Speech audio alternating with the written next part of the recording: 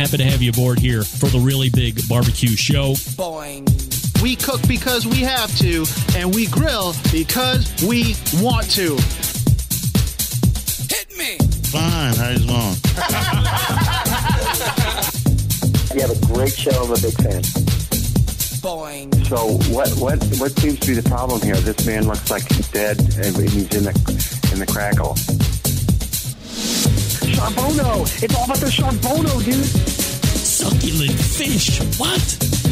He ate 54 wieners. But listen, Lavernius, shut your face. I'm shaking like a dog shit peach seeds. We have top men working on it right now. Top men. All right, just like that, we are into the second hour. It's the Barbecue Central show. If you missed the first hour, don't worry, we're recording. Getting Meathead's origin story right here. All right, Meathead, so we are ready to go here for the next segment or so. This is what happens when you get a 70-year-old man. Next time, get a 20-year-old man. There's a lot of life. There's a lot of life to be told here. Yeah, so, there is. You're forcing me to remember stuff.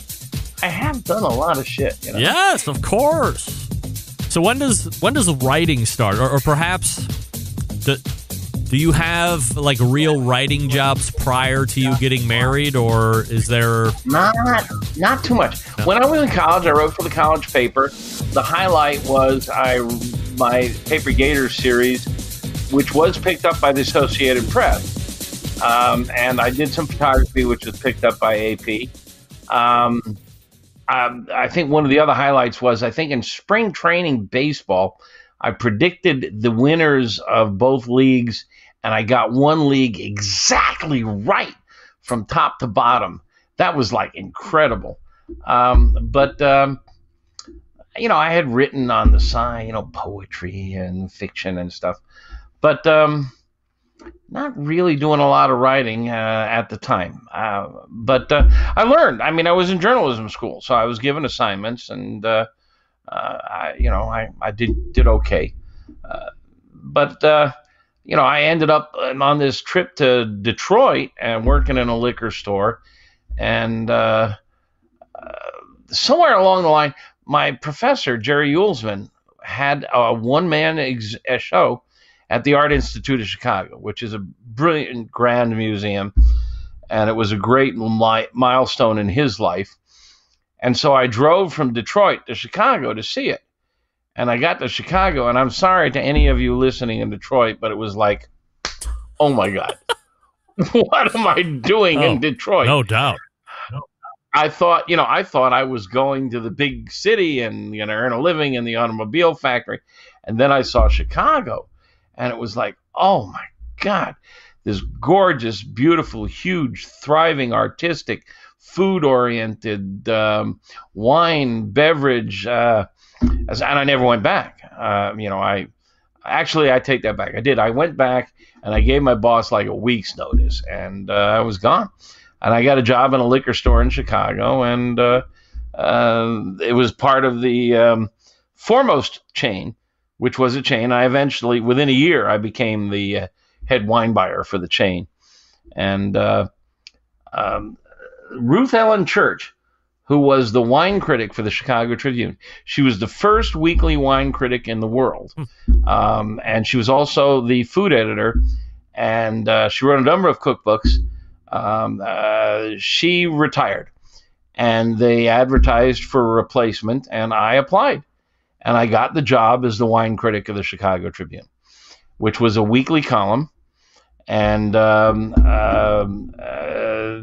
that was really my first regular writing job. And it was a lot of work. I mean, a weekly column was, much more than I had to, create topics, do research, fact check, and write. A technique I learned that I still use all the time and people praise me for is never assume your reader understands all of the jargon. You have to explain what the Texas crutch is. You have to explain what a Spätlese Riesling is. You just can't say it, And so I always took the time to bring along the novice. and became pretty good at it. And the Washington Post hired me as a weekly critic. My wife, we're jumping all around here. I met my wife while I was working in a liquor store in Skokie, Illinois. She was a grad student at Loyola University in microbiology. She was working part-time at the store as a cashier. And, I was running the wine department. Big and shot. I just kind of started hanging around her cash register. Yeah. And, we went out a couple of times. We had a favorite little Chinese restaurant which would let you bring your own wine. Mm-hmm. And I would just basically put together a case of wine and leave it there.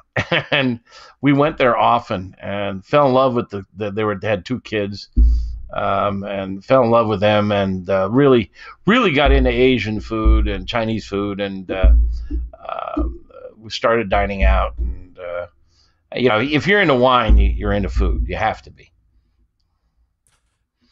I can't help but think that your tactic is akin to what you had learned as a lifeguard all those years back, watching those astronauts peruse the pool and hang out. Here's a older meathead perusing the cashiers and going, I think I'm going to hang around this particular one right here. So I see you were using what you learned back in the day. That's about the size of it. Yeah, no doubt. That's about the size of it. Yeah. Do you guys ever have... Most of them were over 60. Well, of course. Do you guys ever have kids or no? No. Any reason? No, we never had kids. We both somehow chose career. She just retired last year. She pursued her career as a microbiologist and became very prominent in her field. She is one of the great experts on food safety around the world. She was just honored upon her retirement with a lifetime membership in the Institute of Food Technologists. She has published written books, and so we just and in those days, 1974, we married. She kept her maiden name, Mary Tortorello. Now that's common today, but back in those days, that was unheard of.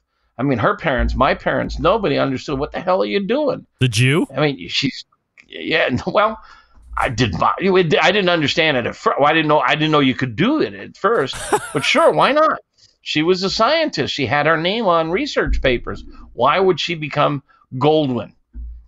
She was Tortorello. She had a famous name and was respected in her field. And why would she change it? I mean, I wouldn't change my name to hers. So there's a good story here too. God Almighty, these are great stories. When we were keeping separate apartments about 3 blocks apart, and we were shuttling back and forth, and we were having a great old time. And we finally decided, in October leases come due. And we finally decided, well, let's just move in together. Oh no, we can't do that. My parents would never stand for it. How old are you at this point? Married. Well, 1974. I was born in 49, so I was 25. And you're worried about what your parents think if you're living together and you're not married? Or her parents? Her parents. Who cares? Her parents, not mine. My parents were in Florida, and so it was her parents. So she had a very conventional Catholic upbringing, and they would not approve of us living together. So what the hell? We just decided. We knew that it was a long-term relationship, and we committed. So we got married, and we got married at this grand old Italian restaurant downtown. Gave her family 2 weeks' notice. Big Italian family in Chicago. On 2 weeks' notice, they managed to assemble 200 plus people for this wedding party. Wow, yeah. It was great fun. I didn't know anybody there. In fact, what I ended up doing is tending bar just to meet people. I got behind the bar and started mixing drinks. And then people were coming up saying, "Where's the groom?" "Oh, I'm the groom." Good to meet you. And it was funny. Because our religious backgrounds were different, we chose a justice of the peace, a non-religious ceremony. And we found the last living justice of the peace in the state of Illinois. And the day of the wedding, I drove my little Toyota pickup truck that I had traveled around the country in, camping, and that's another story I haven't told. And drove up to Evanston, Illinois, picked him up, and as we're driving towards the restaurant, I said, there's one thing my wife didn't find out from you. What do you charge? And he says, the most frightening words I ever heard in my life. Pay me what you think it's worth. Oh, dear. Oh, my God. So I'm rolling over my head. Well, how long is this marriage going to last? And amortized, what was 20 years, amortized over 20 years. Am I going to, and oh, my God. So, he when we told him that there was, no religious parts of it or anything, he reached in his drawer and pulled out a black tie that had stenciled on it, "Here come the judge." Nice. And we time for the ceremony to start, and we can't find him. Finally, we locate him in the downstairs bar, bring him upstairs. He's drunk. He does the ceremony, and basically he just has to say, "I now pronounce you." Yeah. I recited some poems. My wife pulled out a guitar, sang a few songs. What? And then I escorted him downstairs to a cab. I reached in my pocket and pulled out a couple of $100, and he kind of looked at me downtrodden. I gave him another $100, and he said, "Oh, thank you very much." Paid the cab driver. And as I turn around, my dad, who had come up from Florida for the wedding, is there, and he says, "Hey, by the way, don't worry about the justice. I took care of him." Oh, no. he double dipped on me. Wow. Even a judge. So much for my amortization process. Yeah. Well, geez, I thought $300 is pretty nice considering pretty good, he was 1974. Yeah, I mean, he was shit faced for the ceremony. I mean, right there, and he drank on me. Yeah, you lose professionalism points right there. That's going to come out of your pay where I come from. I never found out from my dad how much he paid him. Yeah, unbelievable. Oh well. All right, so now Meathead's married, and the thing that when I was doing a little research on you. You founded something called the Beverage Tasting Institute. Oh, yeah, the article that I was reading on you was back from 91, and at that point you were 10 years into it.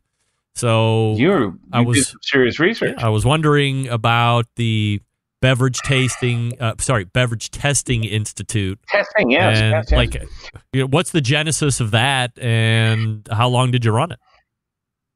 Well, here's where the science stuff comes in. In those days, I was into wine. I was writing about wine for the Chicago Tribune, and the Washington Post, and I became conscious of the fact that I could hurt people.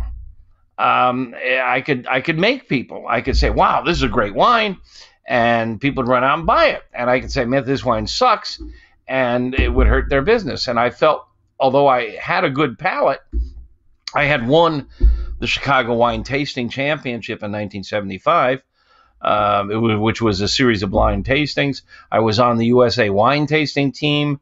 That's a thing. Yeah, there was actually a USA Wine Tasting Team. We got our asses kicked by the French at the World Trade Center in New York. Yeah, shocking. But at least I made the team. Yes, of course. And so, I started thinking, well, rather than be this bitter dictum, this judge supreme, why don't I assemble a panel of judges and more than one palate? And then I started diving into the research as to how panels work and how you can accurately get data and compiling olfactory and gustatory data, and I dove deep into the whole science of smell and taste, and so on and so on and so on. So I started a company called Beverage Testing Institute, and we set up a procedure for doing wine, beer, and spirits judging and reviewing based on the very best science, the kind of stuff that, Kraft will do when they are tasting for quality control their barbecue sauces or whatever, and food scientists would do. And a lot of the methods we established are still in use. And BTI still exists. Their website is tastings.com. I founded the website. And I built the company, and we published a magazine, which was never really profitable. It got to break even. And I sold the company in 2000 and just decided it was time to reinvent myself. And I switched to solid food from liquid food. And in 2005, I launched, 2000, I sold Beverage Testing Institute and tried to figure out what to do with the rest of my life.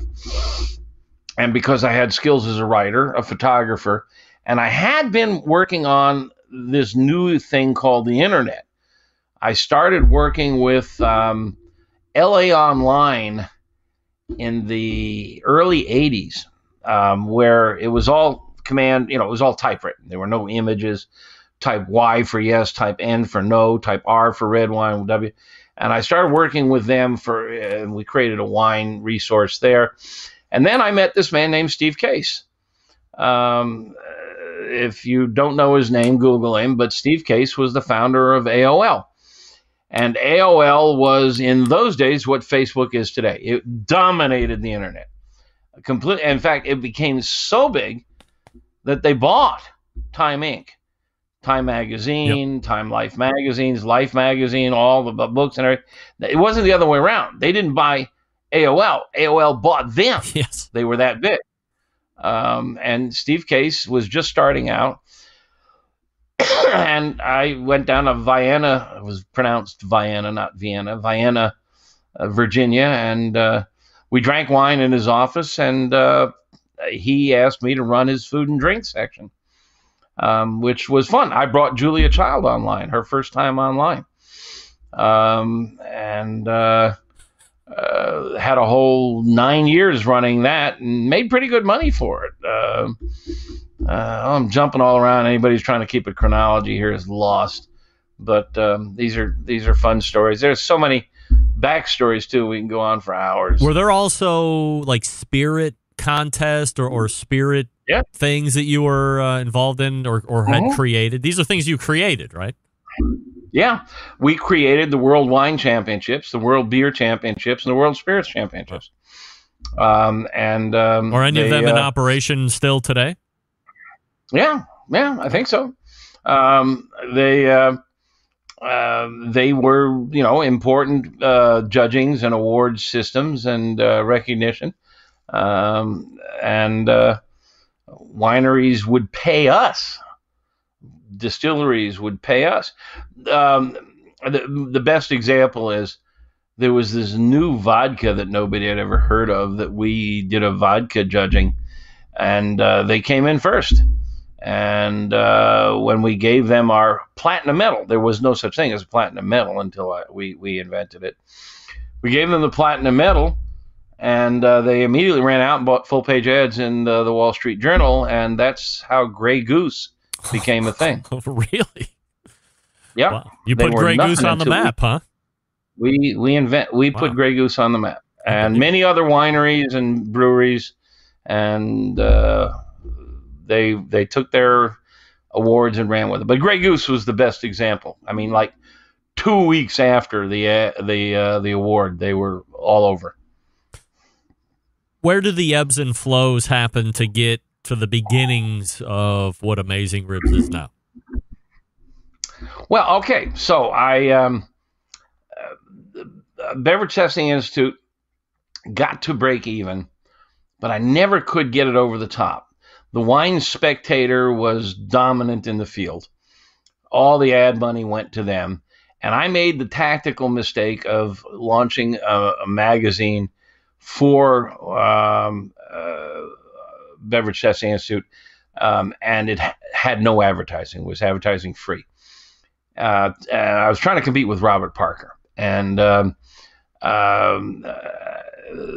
various things. We were a glossy magazine, so we were competing with the Wine Spectator, but we had no advertising, so we were competing with Robert Parker, which was a newsletter, and nobody could figure out which we were. And we just never could get it over the top. I sold the company. The guys who bought it, still, I don't think it's really making a lot of money. And I walked away, and I just decided, okay, well, this internet thing is starting to happen. It's 1990. I got some experience. I've been working on AOL. I did LA Online. Let's see if I can turn this into something. And I learned HTML, and I started building websites.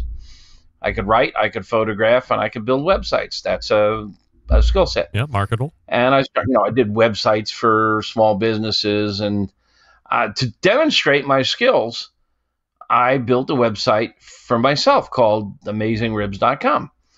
And it was it had barbecue. It was ribs.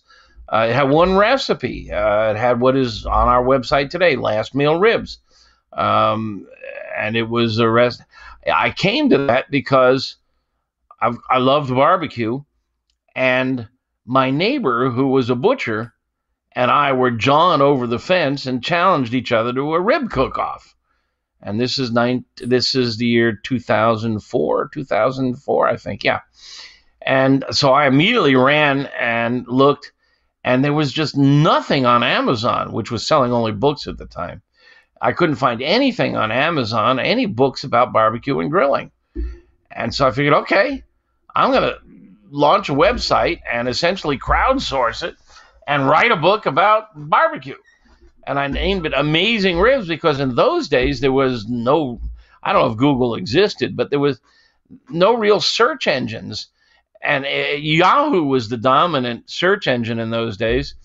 And they listed everything alphabetically. So Amazing Ribs starts with an A. Yep. So we started with a ribs recipe, and then we did pulled pork and brisket and chicken and on and on and on. We now have 3,000 pages of recipes, product reviews, technique, science, myth busting, and our Pitmaster Club, which is a community. 27 million page views a month. Wow. By far, bigger than Kingsford, bigger than Weber, bigger than all of them. And it just started. And Google fell in love with us early because we were the only one in the game. Nobody had ever heard of reverse sear until we popularized it. We didn't invent it, but we popularized it. Nobody ever heard of searing a steak on top of a charcoal chimney until we popularized it. People still believe it's ridiculous. I get more crap on YouTube from people who don't get it.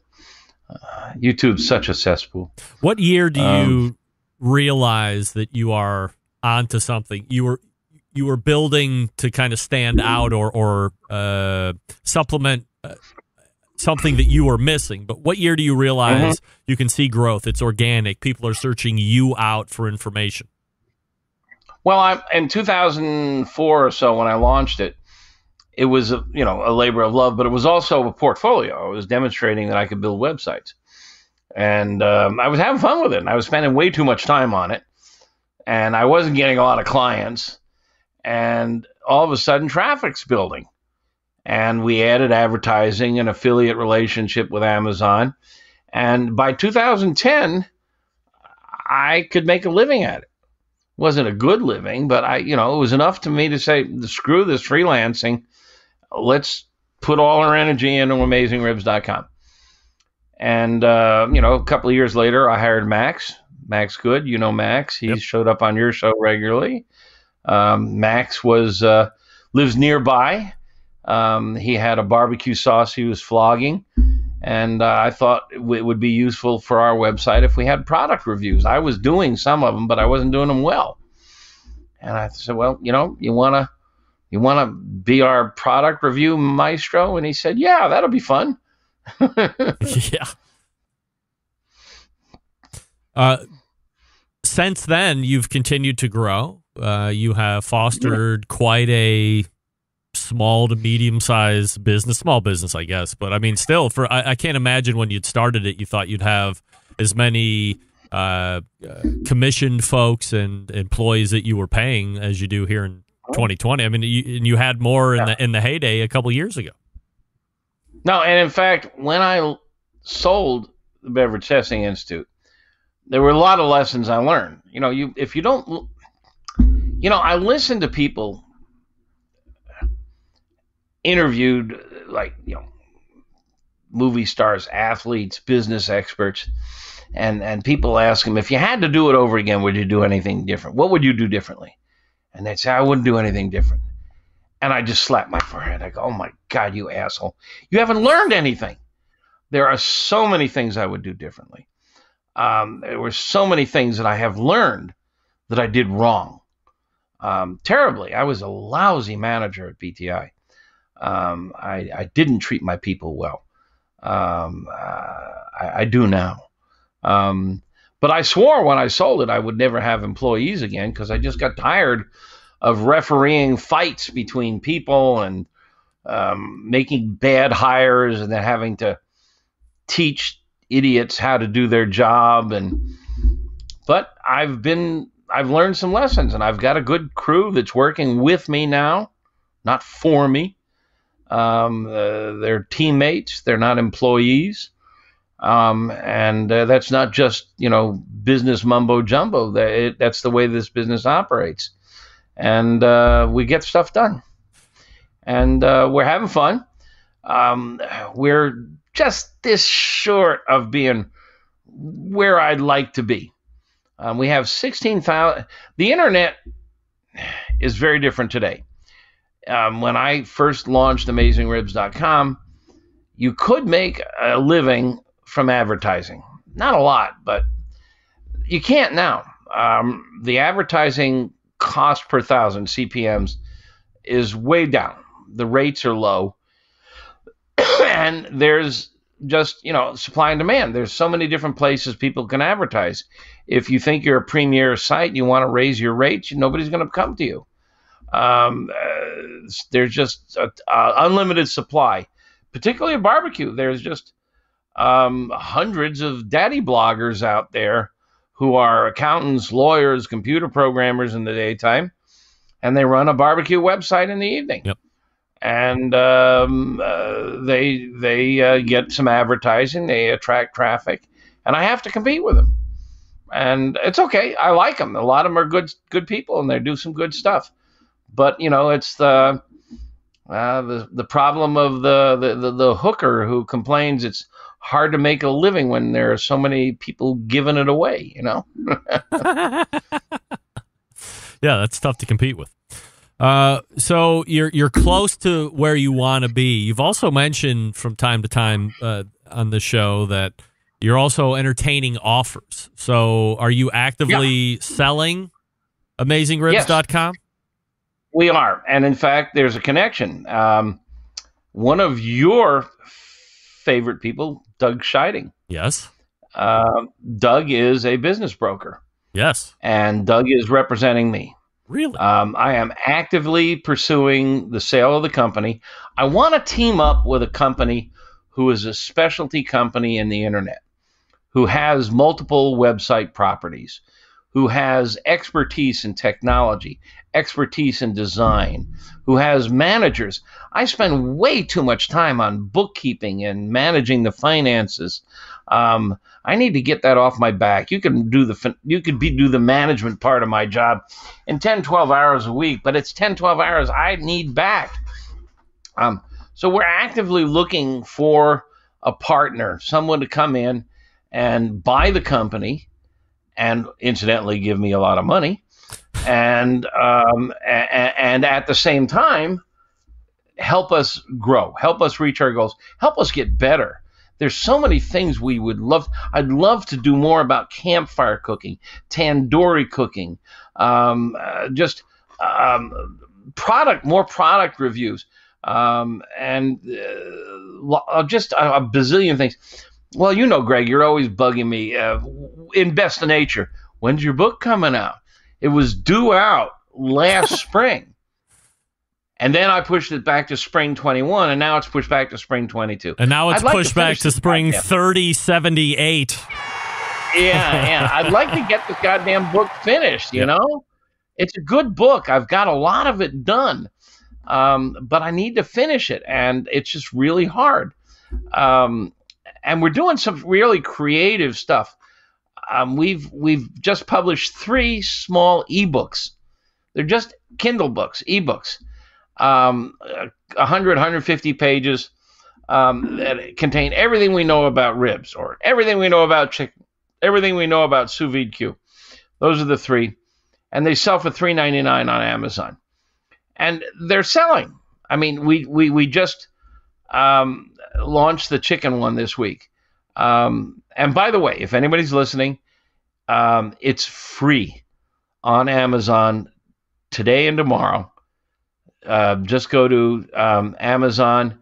It's called Chicken Made Easy by Meathead. And I worked with Bridget Vins on it.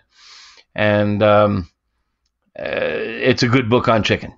But, we're doing creative stuff. We're doing stuff that nobody's ever done before. Everything I've done in my career is stuff nobody's ever done before. Meathead, you have said it all. You've done it all. I mean, we have learned stories about you this evening. I thought I knew everything about you, and here we have 5 or 6 new stories that I am now completely... Oh, I've barely touched the surface. Barely scratching the surface. Anybody's listening out there with insomnia, I can put you to sleep. Well, I can tell stories all night long. The good news is stories. I mean, me and Ned Shearhorn catching lobsters off the coast of Florida. Oh my God, those were great lobsters. What's that? What are you showing me? Your ring? No, I was tightening up a bolt on my microphone. But the good news is this: whenever things calm down and get back to order, and the middle daughter needs to go back to Chicago for her modeling thing over there at the Merchandise Mart, we will get together and. You will regale me. You will regale me with new sets of stories, and I need to hear your story. I have no stories. I would like to ask this favor. Yeah. Can we reconvene in a date sometime in the future where I can interview you and ask your story? I know how to interview. Sure. I mean, I studied Studs Terkel. I'm a journalism major. You did a great job. You asked all the right questions. You followed the sequence. I wandered off topic many times. You reeled me in. Let me do the same thing for you. I'm happy to do it. Of course. Let's set a date. All right, we'll set a date. Let's turn the table. All right, we'll hook it up offline, and you can do me. Turn the table. That's right. In the meantime, you can find Meathead over at AmazingRibs.com, of course, on social media, begrudgingly, of course, and on the second Tuesday of the month right here on the show. Meathead, really appreciate doing this. And most importantly, the fact that we have been together, and you're one of the few, Meathead, that I have both had an online and an in-person relationship, and more than one occasion, by the way. Where we can get together like this and share friendship and share like-minded and also some competing ideas. Your friendship and your contributions to the show, you will never know the amount of appreciation that I have for it. And I thank whatever God there is for you each and every day. And I can't wait to continue to do this for as long as it happens. Well, I have to bounce it all right back at you. You know, I'm thinking as we're getting ready to say goodbyes, I want to say something about our relationship. Oh, he just said that. I want to say thank you about meeting you. Oh, he just said that. I feel so much the same way, Greg. I mean, it is. It has been fun. I don't know. We're 10, 12 years into this. Oh yeah. I barely missed a month, or two. I look forward to it. I think you're a real stalwart in the barbecue community. I don't know where the barbecue community would be without you. And I just look forward to talking to you. And I get feedback from the Centralites and hear from them. And let's hope we both motor on for many years together. All right, let's do it. Meathead, always appreciate it. Thank you so much. There he is, Meathead, right there, doing the origin story. And wow, I got to tell you, that was thoroughly enjoyable. And we've learned new stuff from Meathead, which I can't believe. This guy is palling around with astronauts as they are searching out tail at the pool, at the hotel that they own. They all bought in case you didn't hear that part of it. Wow. All right, we're more or less right on time, actually. So we got AJ Lujan coming up out of the break. His dad, Anthony, will also be around to keep it legal. I'll talk to you quickly about Big Poppa Smokers, the one-stop online shop for all things barbecue. A curated selection of only the best outdoor cooking and grilling supplies will get you on the path to better barbecue results in no time. Everything there has been Pitmaster approved by Sterling Big Poppa Ball himself, from the award-winning rubs and sauces to the American-made grills and smokers. Big Poppa's has everything you need to be a better outdoor cook. Now, if you're looking for the rubs and seasonings, they got 13 perfectly balanced flavors that include Sweet Money, Cattle Prod, Cash Cow, Little Louis Seasoned Salt, Double Secret State, Desert Gold, just to name a few, and there's more, obviously. There's 13. If you're looking for a great new sauce, if you're sick of what is already out there, or you're looking for something new, or you're looking for a great base sauce that you can start to tweak, Big Poppa's is also the proud owner of Granny's Barbecue Sauce, which is an award-winning sauce all on its own. So you don't have to tweak it if you don't want, but if you would like to tweak it, perfectly your preference. Aside from the premium selection of rubs and sauces, they got the cookers.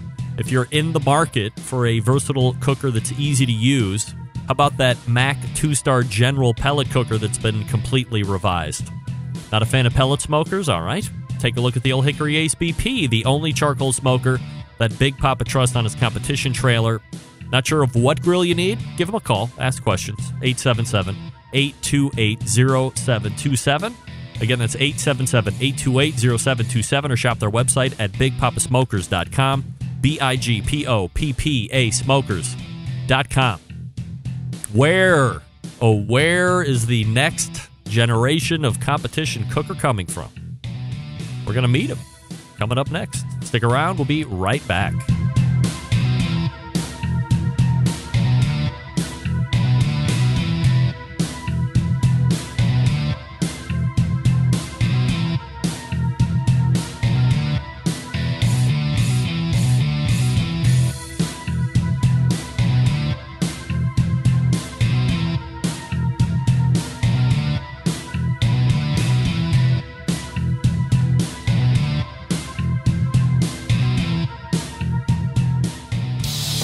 Celebrating over 10 years of prolific and unparalleled live fire barbecue and grilling talk.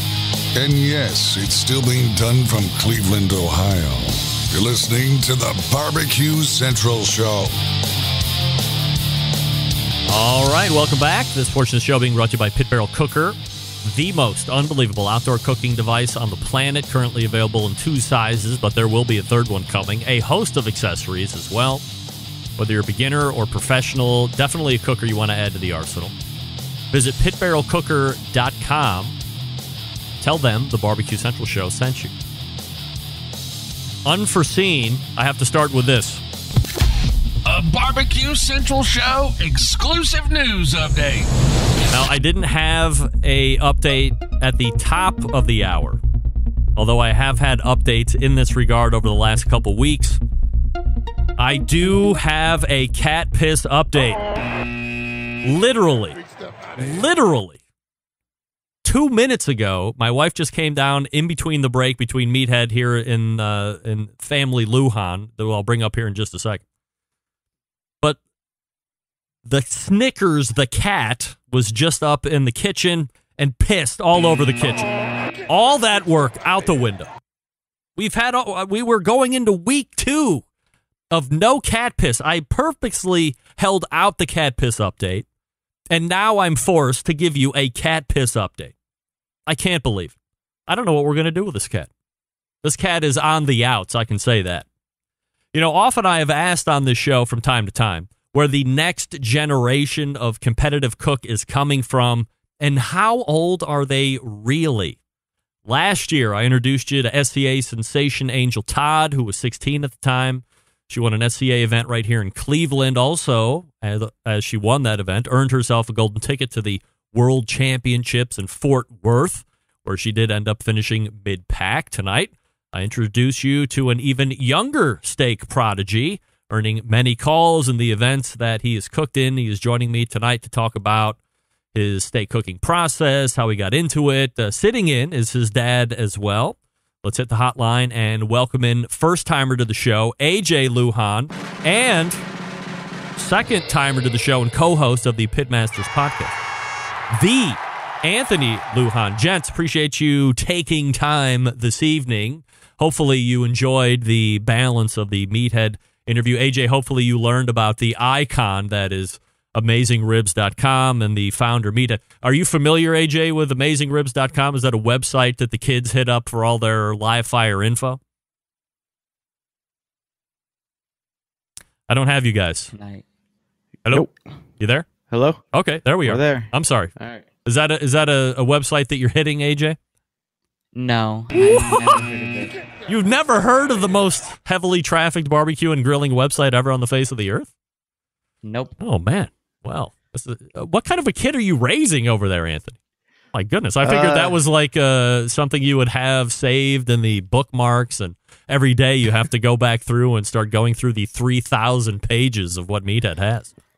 Man, I'm just his sponsor. I just give him the stuff that he needs to do. He just shows up, cooks, and goes home, bro. That's right. No doubt. So before we get into the steak hawk, Anthony, let me ask you something a little off the board. I'm hearing rumblings, and this is why I'm asking to confirm, that you and this other guy, Rusty Monson, do the show, and it's really the only time that you guys actually talk. Perhaps there might be some growing disdain between you guys as well. How do you please to these charges? Man, we actually recorded earlier tonight, and we covered that. Actually, Rusty and I were actually good friends. Oh. We get together, we barbecue, we watch football, you know. All right. Thank God. Well, I got to tell you, there's internet scuttlebutt that's going on, right? And I figured, hey, there is. I got 50% that's coming on right now. I got the other 50% in 2 weeks, so we'll, of course, have to ask him for his opinion. But you're saying right now, on October 13th, everything is good. As of now, yes. All right, very good. All right, so AJ, let's talk about, before the steak talk, pardon me, you're 15, as I had mentioned, so that makes you, is that a freshman in high school? Yes, all right. I'm a freshman. How has 2020 and coronavirus specifically affected you? We talk about it a lot here on this show with folks that are within the live fire industry. Competitors aren't competing as much, or at least, you know, March, April, May, when things were really dialed back. Businesses are going out of business. It's hard to eat in a restaurant. How has the coronavirus affected you specifically? It's obviously made school a little bit harder. I'm doing online. It's can't really go out that much, hang out with friends, family.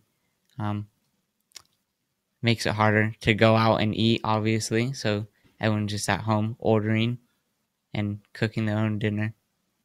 Have you noticed that a lot of your mates are doing a lot of home eating, and they're like, AJ, this blows because guess what? I just figured out that mom and dad are terrible cooks, and that's why we go out to eat all the time.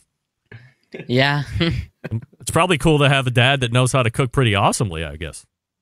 Yeah, it is awesome. No doubt.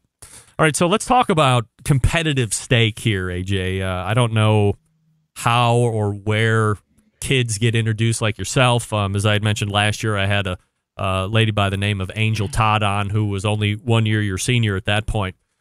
How are you even introduced to SCA? I went to competitions with my dad and just watched him cook, and then he asked me if I wanted to compete, and I said, sure, I'll give it a shot. Is it just something you're looking at and saying it's not that technical? We're not splitting atoms here. It looks, from a process, fairly simple, and it's something that you can handle, and you think you could be successful at it, or were you just excited to just give it a try? I was excited to give it a try, but it also looked decently easy just to cook a steak. So I was like, I'll give it a shot. Have you been to the barbecue competitions that your dad does as well? Yep. Now, how would you compare those? Are you as or at all interested in partaking in a competition barbecue? No, I'm not really interested in that. That seems like a lot more work to do. You got to be like really rich to do that too. You got to have a camper and Wagyu beef and all that other stuff. Yeah, definitely. Yeah. Definitely. All right, so steak is a little bit more your role is what I'm understanding. So talk to me a little bit about those first couple steak cook-offs. What kind of a process do you have in place? Who are you leaning on for guidance, and what kind of practice are you getting in before you hit that first contest? Usually for the practice, we 2 or 1 day before we cook a steak and see if we want to use anything kind of new or stick to the same. And when I go to the competitions, I just kind of go and do it. And I have my dad help me sometimes, not all the time though. How many competitions are you in right now? He's done 7. Wow. All right. And are they all this year, or you have it over the course of the last, over, between 19 and 20? Last year and this year? He did 1 last year, and then he did the Utah State Championship point series. Oh, nice. All right. So balance are here in 2020. So you got all the experience pretty much right now. So what's your process? We had kind of jokingly said up front that you're well adept at smacking your dad around at these competitions. So what's it like from a process? You get on site and take it from there. What do you get? Just give me start to finish. What are you doing? Start to finish, yeah. How I prepare the steak? Yeah, just steak selection, everything. Well, at the beginning when you pick the steak, I usually just look for the good spinalis and good marbling on the spinalis. And then I trim that steak. And then after that, I usually season it with one seasoning. And then after that, I do the rest. Then I tie it up and then wait for the cooking to begin. Are you going to share with us your top secret steak rubs, or is that going to cost me, or what? Charge him. Shut up. Charge him. Shut up. Go ahead. I don't know our seasonings. My dad puts those together, and I just don't know the names. Oh, so Greg, so I come from a manufacturing background, so I actually created him kind of a standard work scenario on literally I hand him a piece of paper and he follows it step by step. In barbecue, consistency is number one, right? You have hundreds of guests, they say consistency is number one. So I have all those rubs lined up. I'll tell you what they are. I have no problem, but they're just literally bottles 1 through 6. So he just goes down each bottle, each step. And then he has a guideline. I can actually pull it up. This is his guideline that he follows to a T. Look at that. He writes his numbers in there, and he just follows this guideline solid every single time. And that's why I think he's a better cook than I am. But let's break it down. I'll just throw it out there. We're using Killer Hog's THEE Barbecue Rub, Barbecue Hot, the Steak Rub, Blues Hogs Bold and Beefy, all queued up Steak Shake. And then we finish with the Boar's Night Out White Lightning. Flavor. Are the amounts you're going a light to medium coat of both, or are you using tablespoons of this and tablespoons of that and putting it in a separate shaker to just launch all over the top of the steak? How does that break? That's a lot of. I don't want to get all crazy here, but when I'm doing steak at home, not a competition. I'll go either Pancho and Lefty's original steak seasoning, or if I'm getting really crazy, I'll do that and some double secret steak rub from Big Poppa Smokers, but that's it. I don't have 6 rubs and the finishing dust that I'm putting on. So, how much of each are you doing? So some are kind of mixed together, and some we put on a little thicker, and ones with salt, heavy salt. Just we put on a medium to light coat, so it doesn't really overpower it too much. Will the amount of seasoning you put on adjust with how thick the steaks are? For instance, maybe you're going in with an idea that I'm assuming the steaks are going to be 1.25 inches, but if I get them and they're towards 1.5 inches, I'll have to adjust more meat, more seasoning, or if they're skinnier than 1.25 inches, you're going to draw some back because you don't want to, as you said, overpower. Yeah, if they're bigger, then we put a little bit more. Smaller, put medium to light, so it just evens everything out. All right, so you go ahead and rub those steaks up, and are you looking to have them sweat out for a certain period of time before you start the cooking? Yeah, usually like 30 minutes to let it soak, like hold that seasoning. And then are you getting a fire going at that point as well? Yeah. My dad is usually starting the coals. All right. What kind of coals are you into? Are you a fuel teller? You use B&B? No way, man. We're just Kingsford, keeping it OG. Really? You use Kingsford? Yeah. Wow. Yeah. I don't know. Professional grade. Yeah. All right. What kind of grill are you using, AJ? The PK. The PK. Is that the PK original one or the PK 360? OG. Original. Yeah, all right. Like I said, Greg, he doesn't even know what he's using. He shows up, cooks, and bounces, bro. All right. Kicks my ass every time. All right, so grill's ready to go. I assume, again, I'm assuming because I've only seen it done a couple times, but I assume you're taking that pistol thermometer and shooting the grates. You're probably using grill grates. Are you looking for a temperature on the rail there before you start cooking? Yeah, we usually shoot it, and we want it to be at least 500. 500. At least 500, or you want to be higher than 500? 500, and if it's too high, we turn it down because we don't want it to burn it and make it look bad. All right, so talk to me on your flip times. Steak goes down. Do you do any of that non-stick spray, like right before you put it on the grates? Yeah. A little bit of that, and then and if it's a little hotter than usual, I usually turn down the time. But usually I stick to like how long? I don't know how long. What's the sheet? Usually run exactly. 120 is our starting point. A minute 20 before each twist. Okay, and then once you get through the fourth 120, you're also temping quite a bit at that point, I would imagine, so to figure out if you're going to keep it on or if you're going to pull it off. Mm-hmm. All right. And usually after like we get the good grill marks, we put it up on like a little rack to let it, and we have a little temperature that tells us when it's done. So when that steak comes off, then there's also a hold on. Sorry. There's also a second steak that you have picked out through that selection. Are you deciding on that first steak, hey, this one is good enough, this is the one we'll turn in, or do you have to cook both in order to make that ultimate determination? I like to cook both just in case like the first one comes out bad, then I have like another one to turn to, but usually the first one is try to get this one perfect because it's the one I want. How much time in between when that first one would finish to when you would start cooking that second one? I would imagine you want them pretty tight so there's not a lot of gap and cool down. Yeah, when we get the fourth, like flip over on the first one and put it up on the grate is usually when I start cooking the second one. So like right after the first one. Anything special that you're doing when you're turning them in? You dance a little butter over them, or I know you said there was some kind of a finishing dust or something like that. Anything else crazy? Yeah, so we're heating up the butter and we spread that on it, and then just some finishing dust, and then that's it.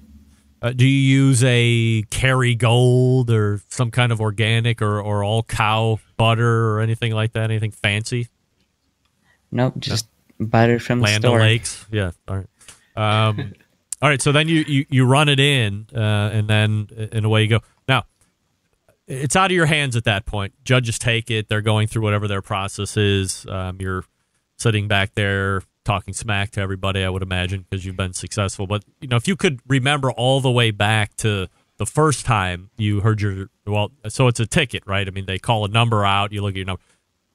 When you hear those numbers called out the first time, where you're walking the stage now, I mean, what kind of a charge does that put into a 15-year-old? No big deal. Playing Black Ops on the Xbox is better. Like, where does that rate? I usually just get really nervous because I don't like walking up in a crowd of people. But then I also get excited because money. Yeah, I mean, so you don't like walking up in front of a crowd of people because you're 15 and you don't have the in-your-face gene yet? Yeah. Yeah. Okay. But you do have he does have the I like money gene though, which everybody loves, right? We love money.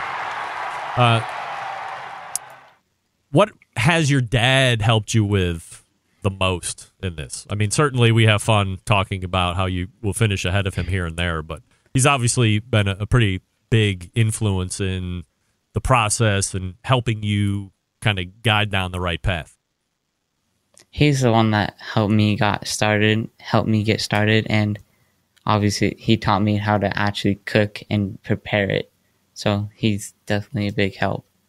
Anthony, when you watch AJ cook and you hear his name, I mean, I would imagine, look, I'm a father of 3 daughters. None of them have any interest in competing. I probably have less interest in competing than they do, and they have none.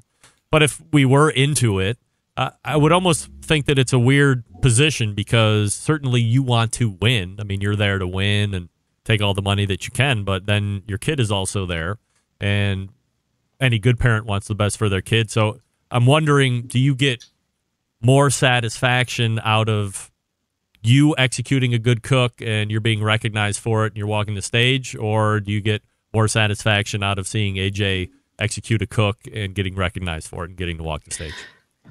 Actually, I get more excited when AJ wins, seeing him across that stage and be able to take his photo ops and everything like that. What it does is actually drives him a little bit more, wants to make him be a little bit more competitive, makes him want to go up there and chase that golden ticket, be able to get down to Texas. You know, he really is accelerating at this, and I'm happy to take the backseat anytime to him.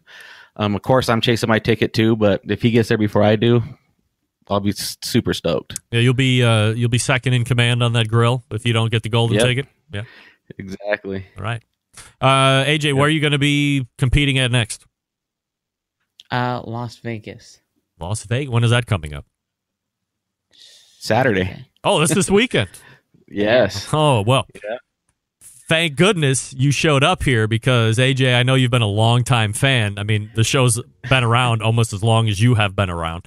And anybody that shows up on a Tuesday that competes the following week wins the event. So, sorry everybody else, but AJ's going to be in town, so he's going to win because he did the show. Anthony will probably come in second. So, it's going to be fun times in Las Vegas for a myriad of reasons. And that's it. Anthony, anything you want to promo before I turn you guys loose tonight? Oh, no, man. We just make sure you tune into the Pitmasters podcast weekly. That's every Thursday, I should say. This week we have Amanda McGarth coming up talking about ThermoWorks and launching some new products on there. So Make sure you tune into that because there are some sweet products coming out this week. All right, AJ, appreciate you making time for the show this evening. Continued success on the competition stake trail, and I'd wish you good luck in Las Vegas, but you're not going to need it because you're going to be a winner. So once you take that one down, we'll get you back on here and recap it here soon enough. Yeah, thank you for having me. All right, guys, there they are. The Lujans, they are competitive. They are family. They are a competitive family doing the steak cook stuff, and we certainly appreciate them coming on this evening and helping me finish it out. All right, let's see where we're at. Got this, and we'll close up shop.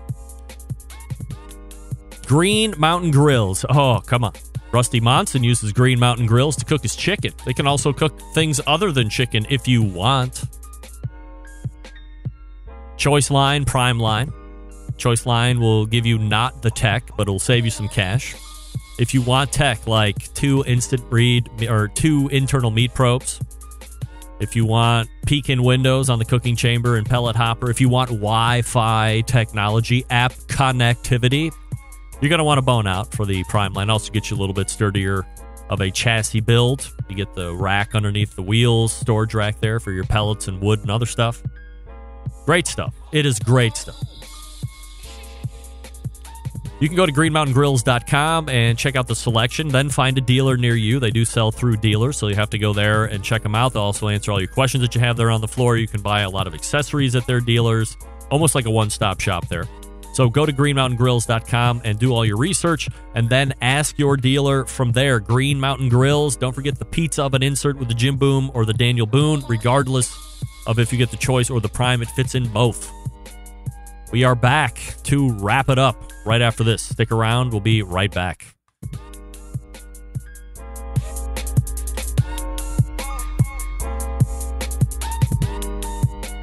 Whole packers, full racks, legs and thighs. injecting butts. If you've never heard this before, you might think you found the best XXX show ever. Let's get back to the most homoerotic host out there today, Greg Rempe. Hey, welcome back. This portion is being brought to you by Smithfield. Throughout this season of grilling and barbecue, you can head on over to smithfield.com for recipes and tips and tricks from world champ pitmasters like Chris Lilly, Darren Worth, Ernest Cervantes, and Childs Cridlin. With mouth-watering flavor and no artificial ingredients. Smithfield fresh pork, some of the best the pork money can buy. Trusted by world champion pitmasters for use in competitions and at home. Also, brought to you by The Smoke Sheet, a weekly newsletter that's free and keeps you in the know on everything happening in the barbecue world, including top news, events, recipes, and more. Head on over to bbqnewsletter.com. Again, that's bbqnewsletter.com, a great all-in-one resource covering the live fire industry. All right. How about that? Anthony Lujan, his son AJ. AJ is a competitive cook. He's 15.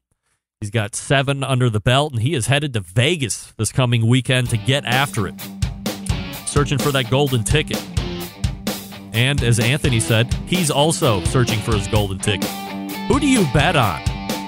If Anthony gets a golden ticket and AJ gets a golden ticket, and they have to compete at each other or against each other at the World Championships in Fort Worth, who votes for who? Who wants to see who wins at the National Championship? That's big time. We'll see how it plays out. All the way back in the first hour and some of the second hour, Meathead from AmazingRibs.com's origin story. Tremendous stories. Unbelievable. If you missed it, if you're just tuning in, podcast will be up in about an hour from now. For the first hour, second hour on Thursday. We have a new best of coming up on Friday as well, episode 146. You have to be subscribed to the podcast for that. So I appreciate Meathead just laying it out like that. Totally enjoyed those stories. And then closing it out, AJ Lujan coming on, 15 years old. Having success on the competition steak trail right now. Following the SOP sheet that Anthony made for him as dad. And is seeing a lot of success. And as Anthony said, I was going to ask him, well, why didn't you follow that sheet, Anthony? No reason to rub it in. The kid is following the sheet and winning. The man is not. He is not. Andrew, you are not following that sheet. Anyway, good luck to those guys as they head out to Las Vegas. Be safe and good luck. Although you won't need it. Show karma attaches. Next week, Stephen Reichlin's origin story and Robin Lindar's origin story. And we'll see what else is on tap. We'll see also if I have a cat who's decided to piss in the kitchen. I'll be addressing that here in about 3 minutes. September 11th, 2001. I will never forget. Until next Tuesday at 9 p.m. Eastern, this is your program host and proud U.S. American Greg Rempe. Good night now.